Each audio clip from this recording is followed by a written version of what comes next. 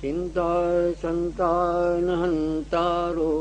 यदपादाम्बुजरेणव श्रियाणां तान् निजाचार्यान् प्रणमामि मुहुर्मुहुः यदनुग्रहत्वजन्तु सर्वदुःखातिगो भवेत् तमहं सर्वदा वन्दे श्रीमद्वल्लभनन्दनम् अज्ञानतिमिरान्धस्य ज्ञानाञ्जनशलाकया चक्षुरुन्मीलितं येन तस्मै श्रीगुरुवे नमः।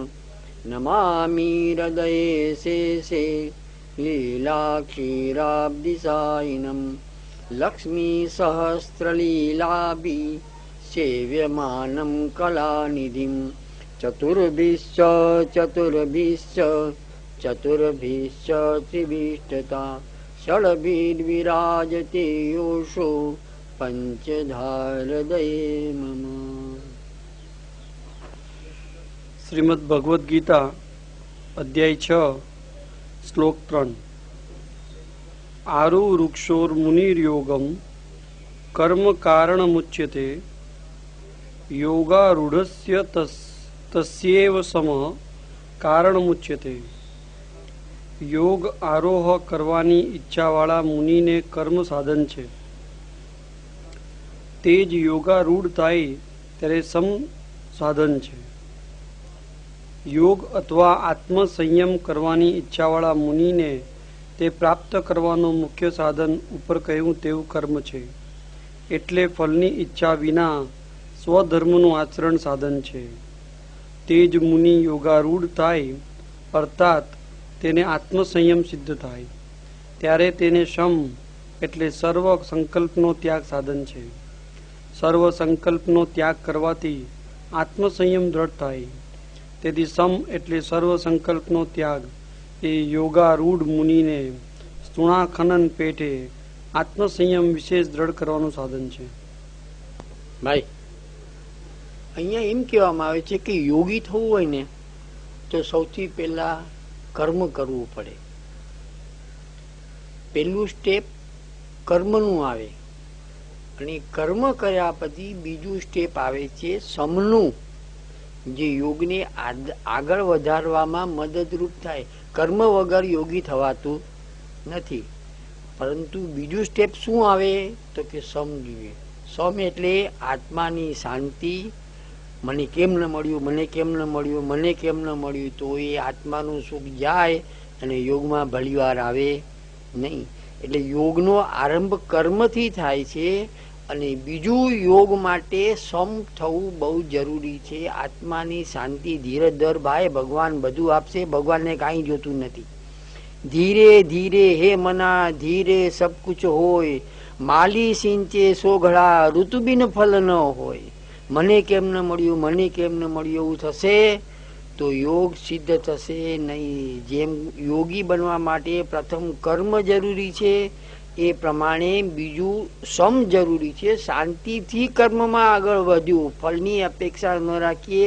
મને કેમ ન મળ્યું, મને કેમ ન મળ્યું કરવા જઈએ તો યોગ સિદ્ધ ન થાય, એમ ભગવાન સમજાવે છે।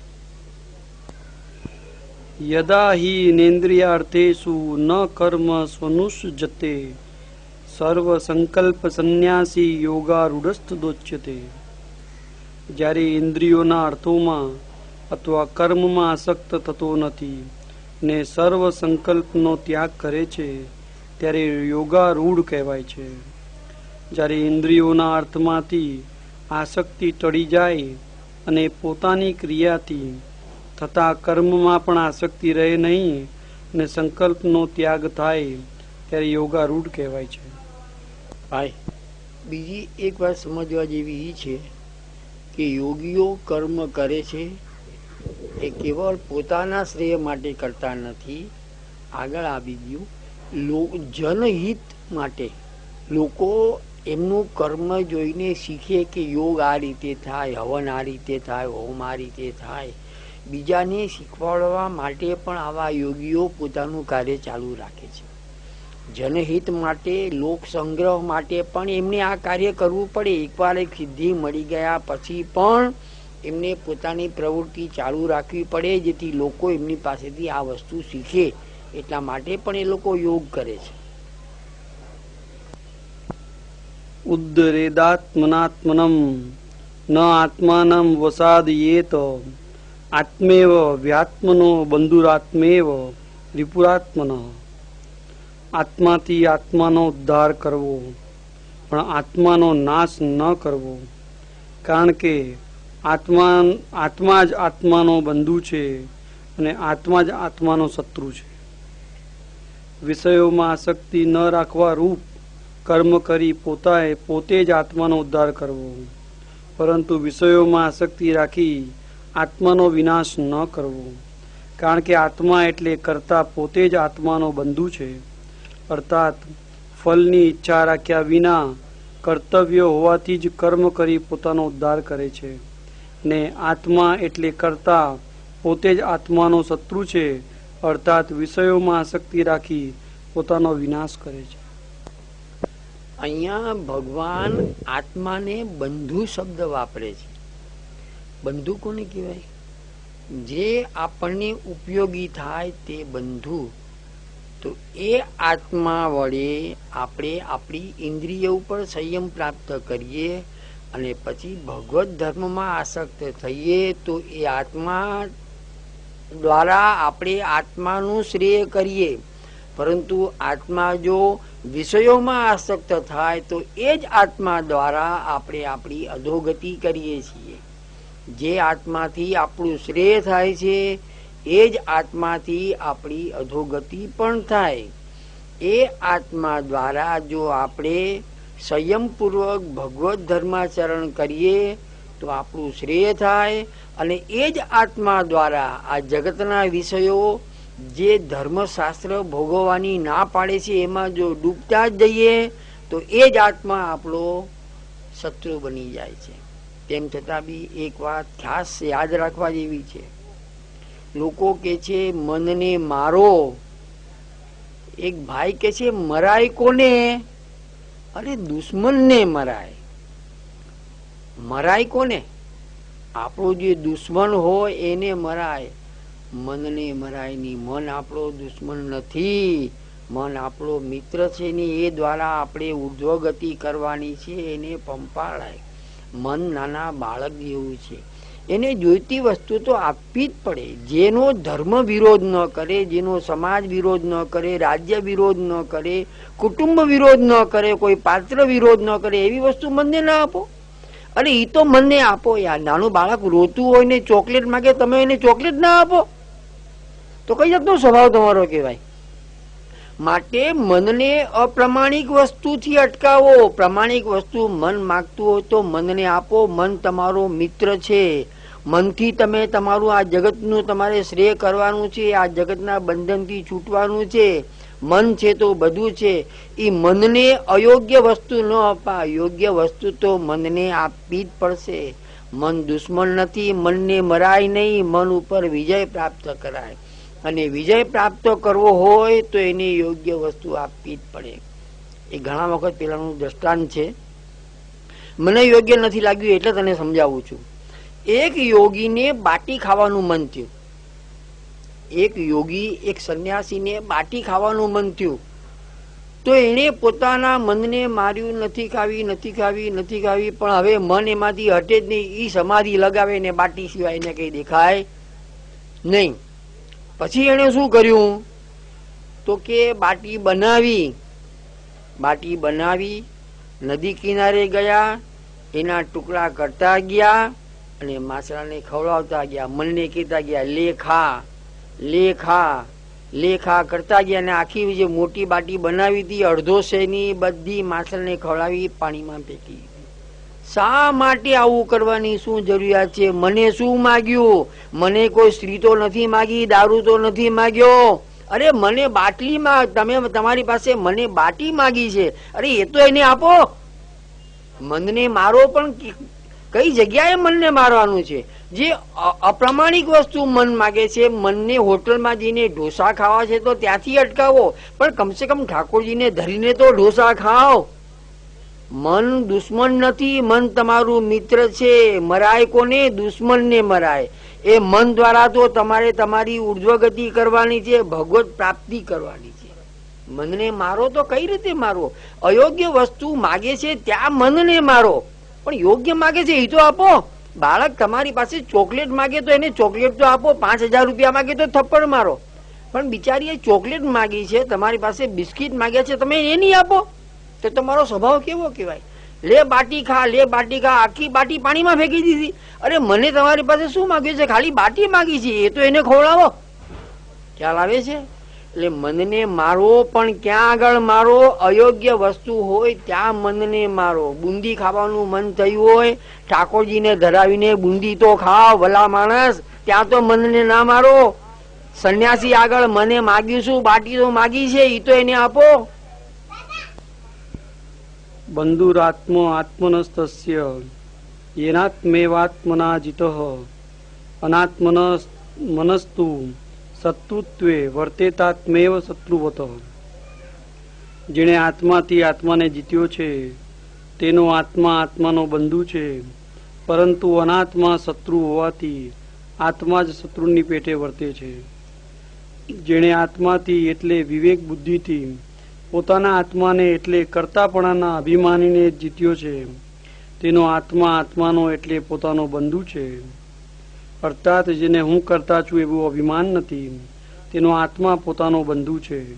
પરંતુ અનાત્મા એટલે વિવેક રહિત બુદ્ધિ, હું કરતા છું એવું અભિમાન રખાવનારી બુદ્ધિ સદા શત્રુ હોવાથી જેને એવી બુદ્ધિ હોય તેનો આત્મા પોતાના શત્રુ પેટે જ વર્તે છે.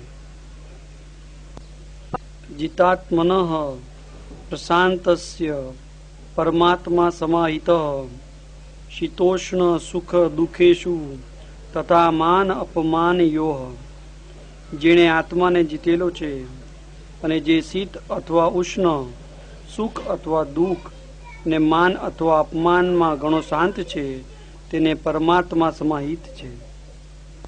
ઉપર કહ્યું તેવી રીતે જેણે આત્માને જીતેલો છે અને જે શીતાદી સર્વ અવસ્થામાં ઘણો શાંત રહે છે તેને પરમાત્મા સમાહિત છે, અર્થાત અંતર્યામીની પેટે સમાધિમાં રહેલા છે. જ્ઞાન વિજ્ઞાન તૃપ્તાત્મા કુટસ્થો વિજિતેન્દ્રિય યુક્ત ઇત્યુચ્યતે યોગી સમલોષ્ટાસ્મ કાંચન. જેનું અંતઃકરણ જ્ઞાન અને વિજ્ઞાનથી તૃપ્ત છે, જે નિર્વિકાર છે, જેણે ઇન્દ્રિયોને જીતેલી છે ને જેણે લોષ્ટ, પથ્થર ને સુવર્ણ સમાન છે તેવો યોગી યુક્ત કહેવાય છે. અહીંથી 2 શ્લોકથી યોગારૂઢ મુનિનું સ્વરૂપ તથા ઉત્તમપણું દર્શાવે છે. જેનું અંતઃકરણ ઉપદેશથી પ્રાપ્ત થયેલા જ્ઞાનથી તથા સાક્ષાત થયેલા અનુભવથી તૃપ્ત થયેલું છે, જે વિકાર રહિત છે, જેને ઇન્દ્રિયોને જીતેલી છે ને માટીના ઢેફામાં, પથ્થરમાં તથા સુવર્ણમાં જેની સમાન બુદ્ધિ છે તેવો યોગી યુક્ત અથવા યોગારૂઢ છે. ભાઈ, આ વ્યક્તિ યોગારૂઢ થયો એમ આપણને કેમ ખબર પડે?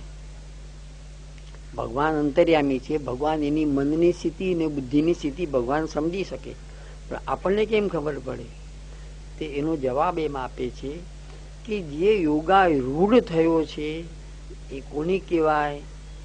તો કે એની બાજુમાં તમે સોનું મૂકો, પથ્થર મૂકો, હીરા મૂકો, માણેક મૂકો, કોઈ પણ કિંમતી દ્રવ્ય મૂકો, કંઈ પણ મૂકો, છતાં બી એનું મન ચલાયમાન થાય નહીં, એક પણ વસ્તુને સ્પર્શ ન કરે, તે યોગારૂઢ થયો કહેવાય. એકવાર શ્રી ગુસાઈજી કોઈ પૂછતા હતા કોઈ જગ્યાએ, તો અનાયાસે કોઈ ચોર અંદર આવી ગયો. એને શ્રી ગુસાઈજીની ઘણી બધી વસ્તુઓ લઈ લીધી. શ્રી ગુસાઈજી જાગતા હતા અને પછી બીજા ખૂણામાં આવ્યો અને ત્યાંથી ઉપાડવા ગયો.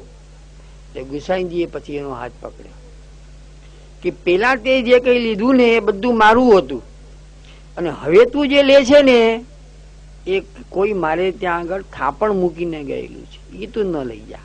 પેલા તે લીધું બધું મારું છે, એ તું લઈ જા, મને વાંધો નથી. આને આ યોગારૂઢ વ્યક્તિ આને કહેવાય. ખ્યાલ આવ્યો? પોતાનું જાય એનો અફસોસ નથી, આ યોગારૂઢ વ્યક્તિ કહેવાય. ગુસાઈજીએ શું કીધું? પેલા તે લીધું ને બધી મારી માલિકીની વસ્તુ હતી, એ તાર લેવું જોઈએ, લઈ જા, મને વાંધો નથી, બીજું મળી જશે. પણ આ તું હવે જે લે છે એ તો મારે ત્યાં કોઈ થાપણ તરીકે મૂકી ગયું છે, એ તો તને લેવા નહીં દઉં. આ યોગારૂઢ વ્યક્તિ કહેવાય. નિર્લેપ મન જે છે તે યોગારૂઢ વ્યક્તિ કહેવાય.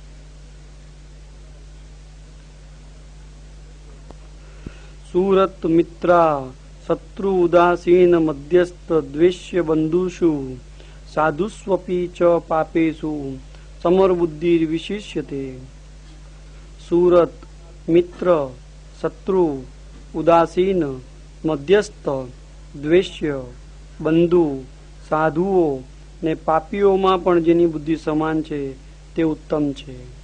સુરત એટલે સર્વહિત ઉપદેશ કરનાર, મિત્ર એટલે સ્નેહથી પરવશ રહેનાર, ઉદાસીન એટલે શત્રુ પણ નહીં અને મિત્ર પણ નહીં તેવો, મધ્યસ્થ એટલે વાદ કરનાર, ઉભય પક્ષના સદ અને અસદનો વાક્યનો નિર્ણય કરનાર, દ્વેષ્ય એટલે સદભાવ રહિત, બંધુ એટલે સંબંધી, સાધુ એટલે સદાચાર વાળા ને પાપી એટલે ધર્મના વિરોધી. સુરત વગેરે સર્વોમાં જેની બુદ્ધિ સમાન છે તે જ ઉત્તમ યોગી છે. આમાં સૌથી પહેલું અર્જુનનું નામ ન આવે. કૌરવોએ આટલો બધો ક્લેશ આપ્યો, દ્રૌપદીના ચીરહરણ કર્યા, આટલે અન્યાય સિવાય કૌરવોએ કાંઈ નથી કર્યું. તેમ છતાં છેલ્લી ઘડીએ શું બોલે છે કે આ બધાને મારવા કરતા તો હું ભિક્ષા માગીને મારું પેટ ભરવું ઉચિત ગણું છું. આ યોગી જેને દુશ્મન હોય, મિત્ર હોય, સગા હોય, સંબંધી હોય, પાપી હોય, કોઈ પણ હોય, જેની દ્રષ્ટિ સમ છે તે યોગી. પેલું નામ અર્જુન નું આવે આની અંદર. મિત્ર છે, શત્રુ બધા જ છે, સાધુઓ છે, બધા પાપીઓ છે. આ બધામાં પેલું નામ અર્જુન નું આવે. ભગવાન ને કહે છે કે આ બધાને મારી એના કરતા તો હું ભિક્ષા માગીને મારું પેટ ભરવું પસંદ કરું. સૌથી પહેલું નામ યોગી તરીકે અર્જુન નું આવે. બરાબર કે નહીં? એક ગુજરાતીમાં કવિતા છે,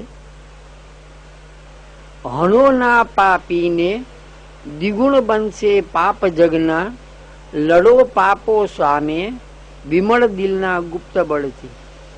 હણો ના પાપીને દ્વિગુણ બનશે પાપ જગના, લડો પાપો સામે વિમળ દિલના ગુપ્ત બળથી. કોઈ કવિ કહે છે કે પાપીને પાપી ઉપર દ્વેષ ન રાખો, એને તિરસ્કારની દ્રષ્ટિથી ન જુઓ.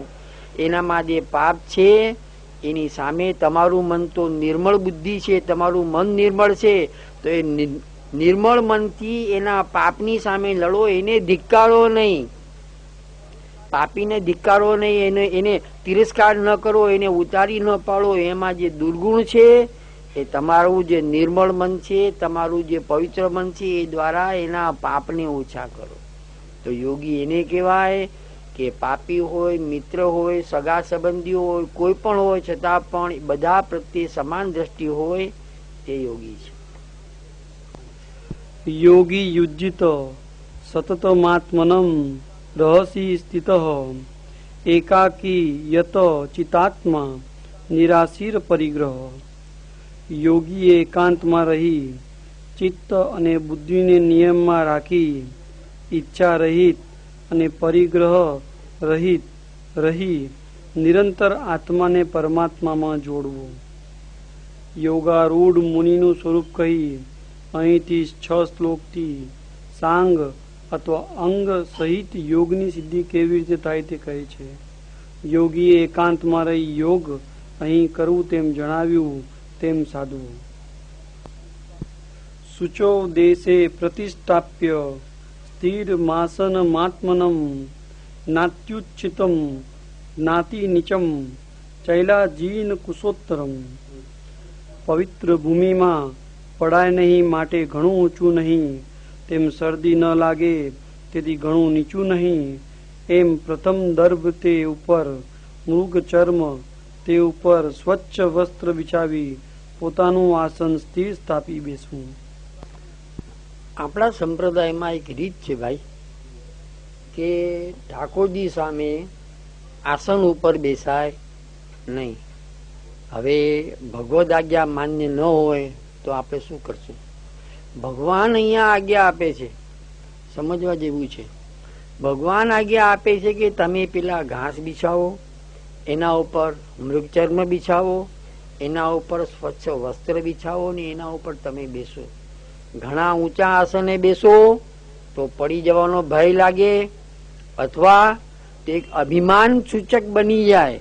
સાવ જમીન પર બેસશો તો તમને શરદી થઈ જશે. માટે અતિ સર્વત્ર વર્જયેત, કોઈ પણ વસ્તુનો અતિરેક એ ખોટું છે. કેટલાક લોકો આપણા સંપ્રદાયમાં કે છે ઠાકોરજી સામે આસન પર ન બેસાય, પણ અહીંયા ભગવાન ખુદ આજ્ઞા કરે છે કે આસન પર બેસો. યોગ પૂરો કરવો હોય તો શરદી થશે તો બધું છૂટી જશે. ખ્યાલ આવે કે નહીં? આ ભગવાનની આજ્ઞા છે કે સાવ જમીન પર બેસો તો તમને શરદી થઈ જશે, અને ઘણા ઊંચા આસને બેસો તો એક અભિમાન પૂરક છે, અથવા તો તમે ત્યાંથી પડી પણ જશો. માટે મધ્યમ આસન રાખી એના પર બેસો, તમારો યોગ પૂરો થશે. યોગ પૂરો થવાનો મતલબ શું થાય ભાઈ? તમે જે કાર્યનો આરંભ કરો આખી જિંદગી પર્યંત તમારું કાર્ય ચાલે તે યોગ કહેવાય છે. યોગ એટલે કઈ 6 મહિના, વર્ષ, 2 વર્ષનું કાર્ય નથી. તમે આરંભ કરો જ્યારથી તમારા 100 વર્ષ પૂરા ન થાય ત્યાં સુધી તમે જે કર્મ કરો તે યોગ. અને આવા યોગ માટે ભગવદ આજ્ઞા પ્રમાણે આસન લેવું જ પડશે. ઠાકોરજી સામે આસન પર ન બેસાય એ બોલવા વાળાની ભૂલ છે. આ ભગવદ આજ્ઞા છે. ભગવદ ગીતામાં ભગવાન અર્જુનને સમજાવે છે અતિ સર્વત્ર વર્જયેત.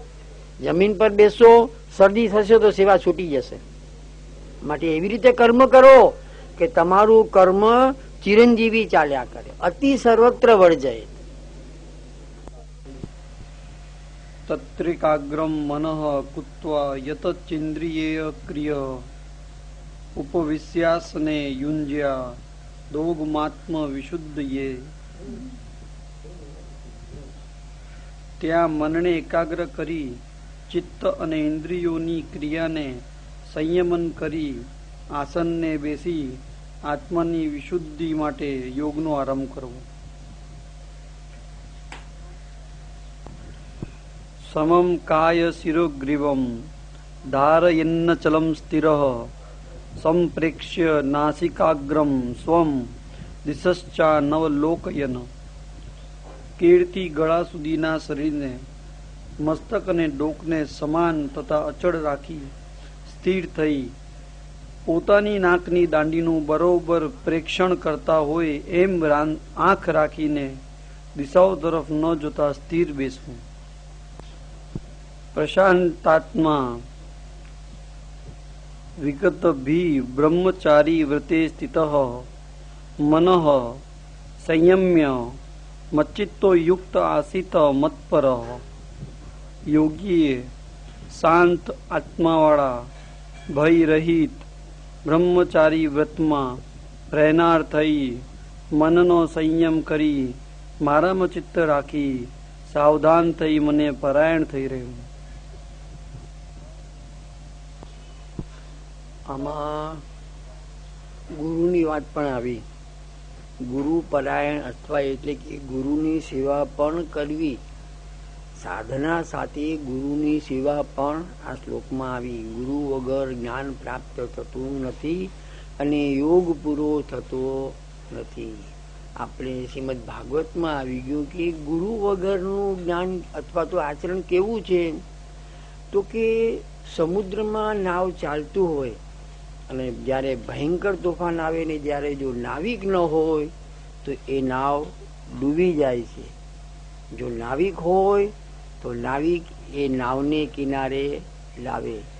એ પ્રમાણે ગુરુ દ્વારા ગુરુની સેવા કરી એમના માર્ગદર્શન નીચે જો કાર્ય થાય તો કાર્ય સિદ્ધ થાય છે. ગુરુ વગર કાર્ય સિદ્ધ થતું નથી. જેવી રીતે નાવિક નાવને કિનારે લાવે એ પ્રમાણે ગુરુ આપણો હાથ પકડે તો આપણું કાર્ય પાર પડે. એટલા માટે આપણે ત્યાં રીત છે, સૌથી પહેલા મંગળા કરો, ગુરુના ઘરે જાઓ, ભેટ ચંપસ કરો યથાશક્તિ, ને પછી ઘરે આવીને સેવાનો પ્રકાર ચાલુ કરો. આ એક રીત છે જે ભગવદ આજ્ઞામાં ભગવાન અહીંયા ભગવદ્ ગીતામાં ભગવાન આજ્ઞા આપે છે. એ રીત આપણે ત્યાં આગળ શ્રી મહાપ્રભુજીના સમયથી ચાલી આવી છે. મંગળા કરે, ગુરુને ભેટ ચંપસ કરે, કોઈ સેવા બતાવે તો સેવા કરે, પછી ઘરે આવીને પોતાના ઠાકોરજીની સેવા કરે. આ પણ એક યોગની અને સિદ્ધિ પ્રાપ્ત કરવાની એક રીત છે.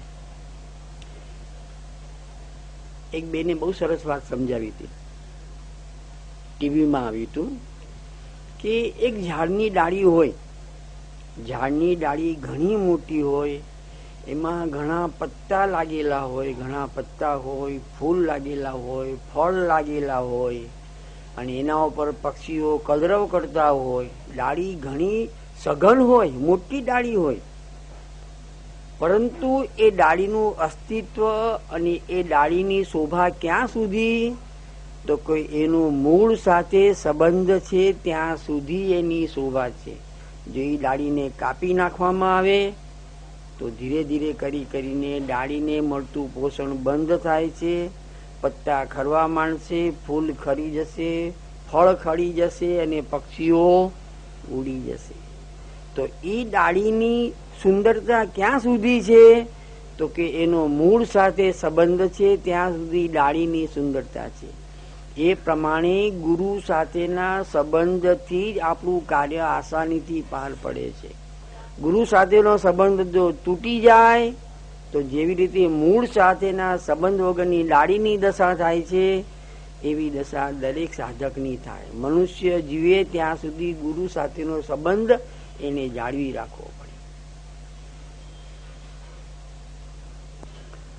કોઈ મોટો કલાકાર હોય, કોઈ મોટો કલાકાર જેની આખી દુનિયા સરાહના કરે, એટલો મોટો બિસ્મિલ્લા ખાન લો કે કોઈ પણ કલાકાર, પંડિત જસરાજ લો, કોઈ પણ હોય, આટલો મોટો કલાકાર જેની વિદ્વાનો અને સંગીતકારો જેની પ્રશંસા કરતા હોય, પરંતુ છતાં પણ એને રિયાઝ કરવો પડે. આ રિયાઝ શું છે? મૂળ સાથેનો સંબંધ છે એનો.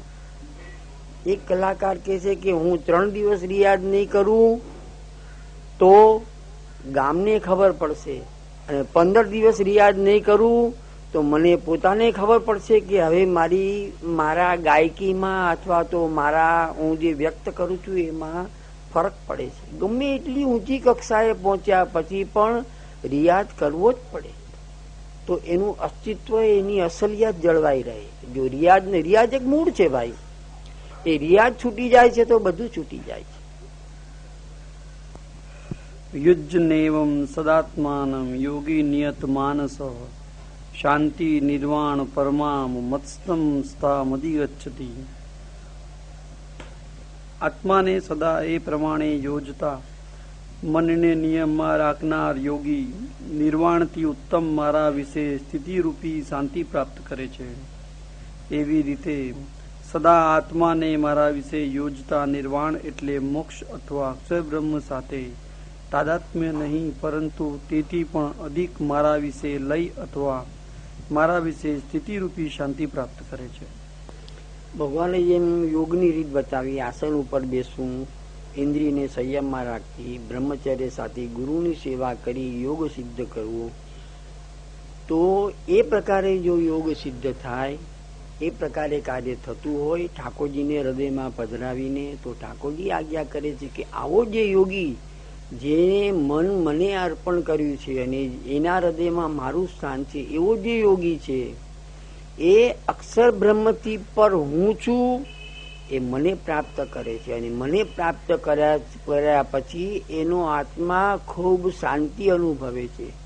અને જીવ જ્યારે શાંતિ અનુભવે ત્યારે એને આ જગતની કોઈ પણ વસ્તુની અપેક્ષા રહેતી નથી. અને અપેક્ષાથી પર થવું એ જ મોટામાં મોટું સુખ છે. જ્યાં અપેક્ષા છે ત્યાં સુધી આત્માને દુઃખ છે. જ્યારે બધી અપેક્ષા છૂટી જાય છે, કેવળ એક આત્મા ને પરમાત્માનો એક તાર થઈ જાય છે, એ વ્યક્તિ શાંતિ અનુભવે છે અને એનું મન આનંદમાં ડૂબી જાય છે. નાત્યસ્ન તસ્તુ યોગોસ્તિ ન ચૈકાંત મનસ્નતઃ ન ચાતિ સ્વપ્નશીલસ્ય જાગ્રતો નૈવ ચ અર્જુન યુક્તાહાર વિહારસ્ય યુક્ત ચેષ્ટસ્ય કર્મસુ યુક્ત સ્વપ્નાવબોધસ્ય યોગો ભવતિ દુઃખઃ.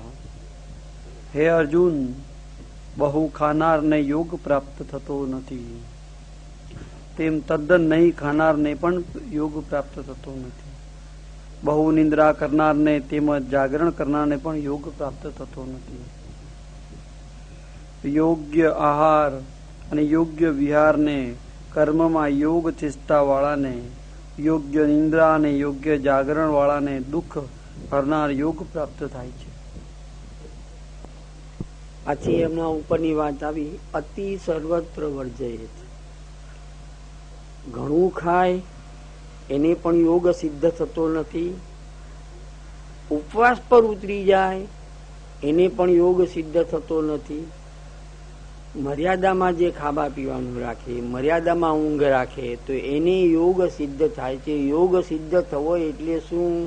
તમે જે કાર્યનો આરંભ કરો એ કાર્ય આસાનીથી પાર પડવું જોઈએ. સેવાનો નિયમ લો તો સેવા, કોઈ નિયમ લે કે ભાઈ મારે ગુરુના ઘરે જઈને રોજ 1 કલાક માળા, ફૂલની માળાને ઉતારવી. કોઈ નિયમ લે મારે શાક ઘરમાં જવું, કોઈ કે મારે ફૂલ ઘરમાં જવું, કોઈ કે મારે પાન ઘરમાં 2 કલાક બેસવું, કોઈ કે મારે ભંડારમાં બેસવું. આ પણ એક યોગનો પ્રકાર છે. તો ભગવાન આજ્ઞા કરે છે કે તમે કોઈ યોગની જયારે દીક્ષા લો છો, એ યોગ તમારે જાળવવા માટે અતિ સર્વત્ર વર્જયેત. ઘણું ખાવાનું એ છોડો, ઘણું ભૂખ્યા રહેવાનું એ છોડો. ઘણું ખાશો તો આપરો ચડશે ને ઘણી ઊંઘ આવશે. એના માટે મર્યાદામાં ખાઓ. એના માટે આયુર્વેદમાં એક નિયમ છે, વૈદિકીય જે જાણે એને ખ્યાલ આવે. ઉણોદર શબ્દ વપરાય છે. ઉણોદર એટલે શું? ઊણું, ઊણું એટલે ઓછું. ઉણોદર, ઉદર એટલે પેટ. પેટને ઊણું રાખો, ભરીને પેટ ભરીને ન ખાઓ, પેટને ઊણું રાખો. એના માટે સામાન્ય નિયમ એવો છે કે તમારી જેટલી ખોરાકીની તમારી કેપેસિટી હોય, અડધો ખોરાક લો, 25% પાણી અને 25% હવા અંદર રહે, એ પ્રકારે તમારે ખોરાક લેવો જોઈએ. એને ઉણોદર શબ્દ વપરાય છે. ભગવાનની આજ્ઞા સાથે આ વાત સંગત થાય છે. અડધો ખોરાક હોય, પા ભાગનું પાણી હોય અને પા ભાગની હવાની અવર જવર રે એટલો ખોરાક લેવો જોઈએ. તેને ઉણોદર શબ્દ વપરાય છે. તો તમારી તંદુરસ્તી ને તમારું સ્વાસ્થ્ય સારી રીતે જળવાશે. એવી રીતે સવારના, એવી રીતે સાંજના. પરંતુ અહીંયા એક વાત ખાસ સમજવાની છે, શ્રી મહાપ્રભુજી જે આજ્ઞા કરે છે આ થઈ મર્યાદાની વાત. જયારે પુષ્ટિની વાત કરીએ તો ઉણોદર તો રહેવાનું જ છે, પરંતુ જે ઉદરમાં ભરીએ છીએ એ હોટલના ઢોકળા ને ચટણી ને ફાફડા ને ઢોસા નથી ભરવાના.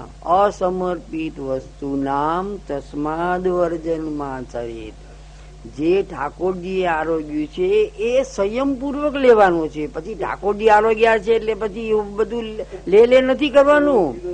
હા, ભગવાન સર્વ સામર્થ્યવાન છે, એ અન્નકોટ આરોગ્ય, પરંતુ આપણે આપણી શક્તિ પ્રમાણે લેવાનું કે જેથી બીજે દિવસે છૂટી ન પડે.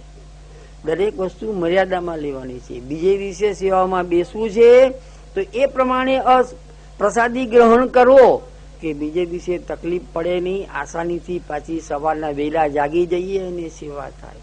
અતિ સર્વત્ર વર્જાય. પરંતુ એ પણ પ્રસાદી હોવું જોઈએ.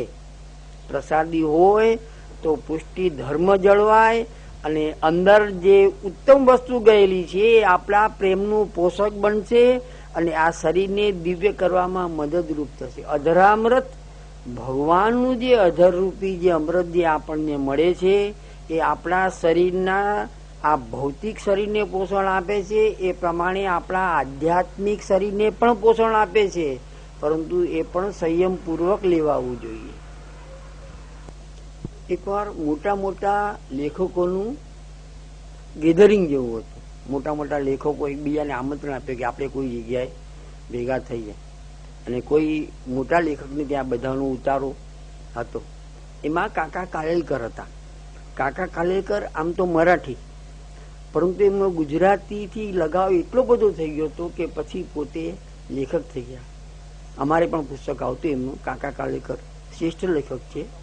ગાંધીજી એમને સવાયા ગુજરાતી કહેતા, ગુજરાતી કરતા પણ શ્રેષ્ઠ કહેતા કાકા કાલેલકરને.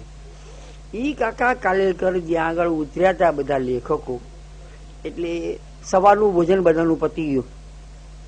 બપોરના 2 વાગ્યા એટલે જ્યાં ઉતર્યા હતા ત્યાંથી ભાઈ પૂછવા આવ્યા કે કાકાજી તમે કે સાંજના ભોજન લેશો? કે હા હું તો લઈશ. ના, કે પૂછવાનું કારણ એટલું કે સવારના ભારે ખોરાક હતો, મિષ્ટાન વધારે હતું ને બીજી બધી વસ્તુઓ હતી, તો પછી ઘણા લોકો સાંજના લેતા નથી, એટલે એમ કે પૂછી લેવું સારું. કે કાકા કાલેલકરે કીધું કે ભાઈ તમે ગમે એ બનાવો, ગમે એટલા મિષ્ટાન બનાવો, હું સંયમપૂર્વક મારા શરીરને મારા પેટની અનુકૂળ આવે હું એટલો જ લઉં છું, અને સાંજના હું મારું પેટ જમવા માટે ખાલી રાખું છું. તમે ઘણું બનાવો અને ઘણી મીઠાઈ બનાવો, એટલું ન ખાઈ લો કે સાંજના મારે ખાવું ન પડે. હું તો સાંજના જમવાનો જ છું, કારણ કે મેં સવારના મર્યાદામાં ખાધેલું છે. સાંજના મને ભૂખ લાગશે ને તમે જે કી રોટલી કઢી કે ખીચડી બનાવશો ને એ મને ચાલશે, મને વાંધો નથી.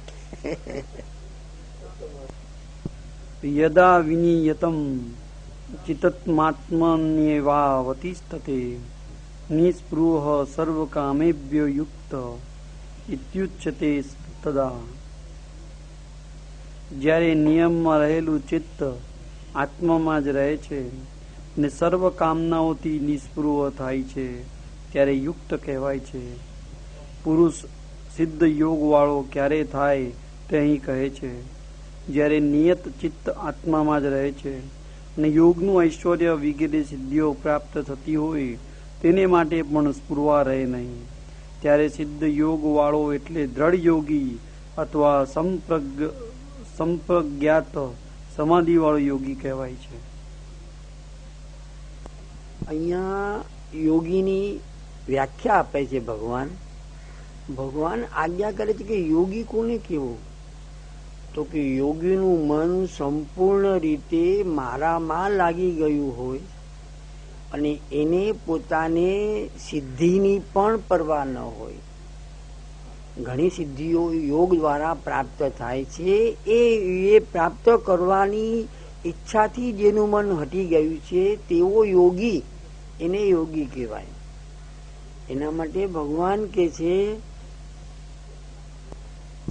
અથવા તો આ બધી સિદ્ધિઓ આ યોગ કરવાથી યોગીઓ ઘણી પ્રકારની સિદ્ધિઓ હાંસલ કરે છે.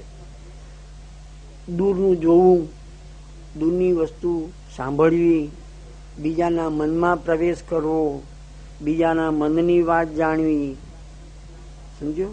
નાનામાં નાના થવું, મોટામાં મોટા થવું, ભારેમાં ભારે થવું, હલકામાં હલકા થવું, બધી ઇન્દ્રિયો પરથી પોતાના મનનો વિજય પ્રાપ્ત કરવો, આ બધી અલગ અલગ પ્રકારની સિદ્ધિઓ છે. ભગવાન આજ્ઞા કરે છે કે ખરો યોગી કોને કહેવાય? જે આત્મારામ થઈ જે મારા મય બની જાય તે સાચો યોગી છે. આસ્કરણ રાજા બધી વસ્તુ ભૂલી કેવળ ઠાકોરજીના સ્મરણમાં લાગી ગયા હતા, એ સાચો યોગી.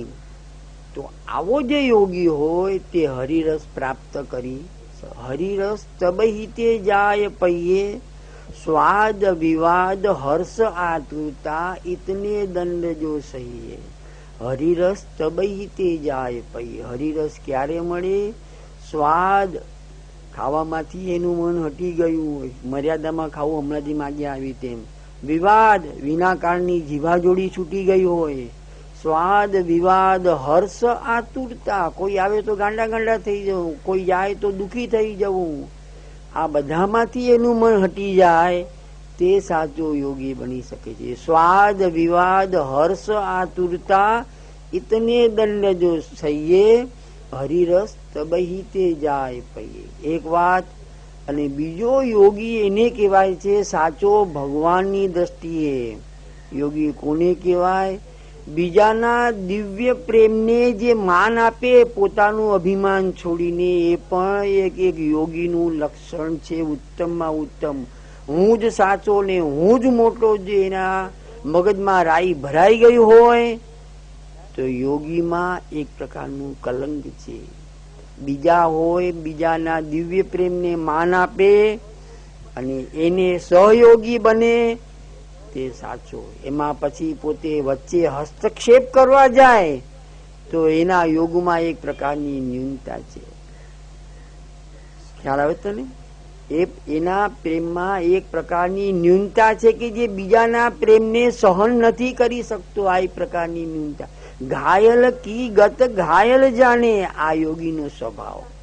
ફલફલિત હોય ફલરૂપ જાણે, આ યોગીનો. બીજાના પોતે ફલફલિત છે, એને ભગવાન એના હૃદયમાં પધાર્યા છે, તો એ બીજાના પ્રેમને સમજી શકે એવો હોવો જોઈએ. ફલફલિત હોય ફલરૂપ જાણે, ઘાયલ કી ગત ઘાયલ જાણે. બીજાના પ્રેમને માન આપે, બીજાના પ્રેમને સમજી શકે તો એ યોગી વચ્ચે વિના કારણે હસ્તક્ષેપ કરવા જાય, એને જો ત્રાસ આપવા જાય તેનો યોગ ખોટો કહેવાય. આટલી બધી મનની, આવી મનની સ્થિતિ ક્યારે થાય? મારા હિસાબે મને પૂછવામાં આવ્યું તો એનું મન કોઈ દેવમાં, કોઈ ગુરુમાં અથવા કોઈ વૈષ્ણવમાં લાગી ગયું હોય તો આ મનની સ્થિતિ એની એ કક્ષાએ પહોંચી શકે, એટલું આસાનીથી ન પહોંચી શકે. એક જ્ઞાની હોય, યોગી હોય અને એક પ્રેમી હોય તો પ્રેમનું પ્રાધાન્ય વધી જાય છે. પછી એ બીજામાં હસ્તક્ષેપ કરતો નથી, કંઈ કરતો નથી. કારણ એના હૃદયમાં કાં તો કોઈ દેવે સ્થાન લીધું છે, એની બુદ્ધિનું એને મનને કોઈ દેવે હર્યું છે, કાં તો કોઈ ગુરુએ હરી લીધું છે, અથવા કોઈ વૈષ્ણવે હરી લીધું છે. એનું મન કોઈ જગ્યાએ હરાઈ ગયું હોય તો એનામાં આ સિદ્ધિ સહજ આવે, એમને આવતી નથી. એ કોઈ પ્રેમી થઈ ગયો હોય, કોઈના પાછળ પાગલ થઈ ગયો હોય, અરે એક લૌકિક પ્રેમ કેમ નથી યાર, કોઈ છોકરીમાં એનું મન લાગી ગયું હોય તો એ આ સ્થિતિએ પહોંચી જાય. એને એના સિવાય કઈ દેખાય નહીં, કોઈને હસ્તક્ષેપ કરે નહીં, આત્મારામ બનીને મસ્ત રહ્યા કરે. પ્રેમી થયા વગર આ અવસ્થાએ જવાતું નથી. કોઈ પણ એકમાં પ્રેમ થઈ જવો જોઈએ. અને જ્યારે આવો પ્રેમ થાય તો જે ભગવદ આજ્ઞા જે છે, આ બધા લક્ષણો હોવા જોઈએ, એ લક્ષણો એનામાં સહજ આવી જાય છે. યથા દીપો નિવાતસ્તો નેંગતે સોપમા સ્મૃતા યોગીનો યત ચિત્તસ્ય યુંજતો યોગમાત્મનઃ. જેમ પવન રહિત પ્રદેશમાં રહેલો દીપક હાલતો નથી, એ ઉપમા નિયત ચિત્તવાળા યોગ આચરતા યોગીના મનને માટે કહેલી છે.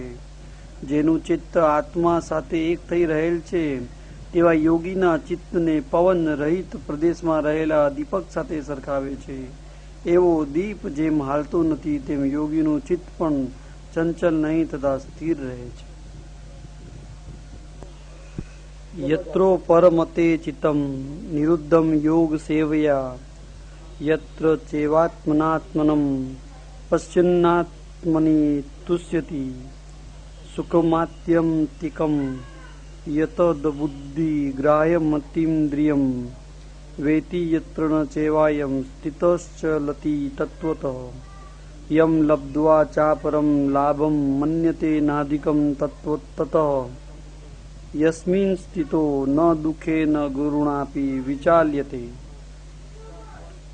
યોગ સેવવાથી નિરુદ્ધ ચિત્ત જેમાં ઉપરમે છે તથા જેમાં આત્માથી આત્માને જોઈને આત્મામાં સંતોષ પામે છે, જેમાં આત્યંતિક સુખ જે બુદ્ધિગ્રાહ્ય અને અતિન્દ્રિય છે તેનો અનુભવ કરે છે, અને જેમાં રહેલો આ યોગી તત્વથી ચલતો નથી, જેને પ્રાપ્ત કરીને બીજા લાભને તેનાથી અધિક માનતો નથી, જેમાં રહીને મોટા દુઃખથી પણ ડરતો નથી, તે દુઃખના સંયોગના વિયોગને યોગ સંજ્ઞા વાળો જાણવો.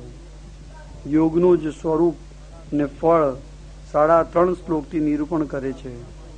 જે અવસ્થામાં યોગ તંત્ર પ્રમાણે સેવા કરવાથી નિરુદ્ધ થયેલું ચિત્ત ઉપરમે છે અથવા સર્વ તરફથી શાંત થઈ રહે છે તે અવસ્થાને યોગ કહે છે. આ યોગનું સ્વરૂપ લક્ષણ છે. પાતંજલ સૂત્રમાં પણ ચિત્તની વૃત્તિઓનો નિરોધ એ જ યોગ એમ કહેલું છે. આ અવસ્થામાં ચિત્તનો નિરોધ હોવાથી આત્માને આત્માથી એટલે મનથી જોઈ આત્મામાં જ સંતોષ પામે છે.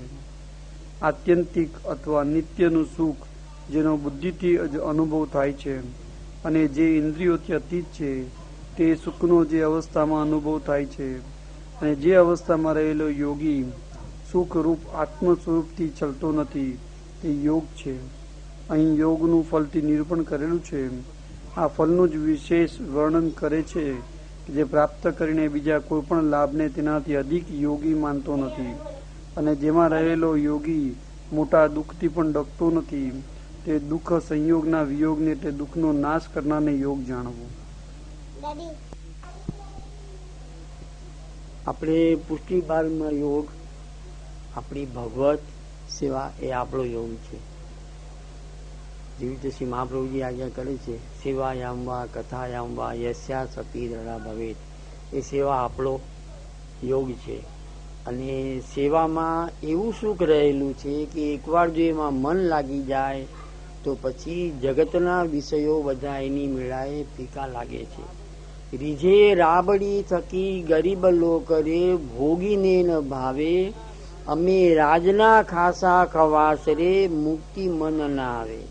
એકવાર જો મન ભગવત સેવામાં લાગી જાય તો પછી આ જગતના સુખ ધીરે ધીરે એની મેળાએ ફીકા લાગવા લાગે છે. આ એ ભગવત રસનો પ્રભાવ છે. રીઝે રાબડી થકી ગરીબ લોકરે ભોગીને ન ભાવે, અમે રાજના ખાસા ખવાસરે મુક્તિ મન ના આવે. નિત્ય નિરખીએ નટવર રૂપરે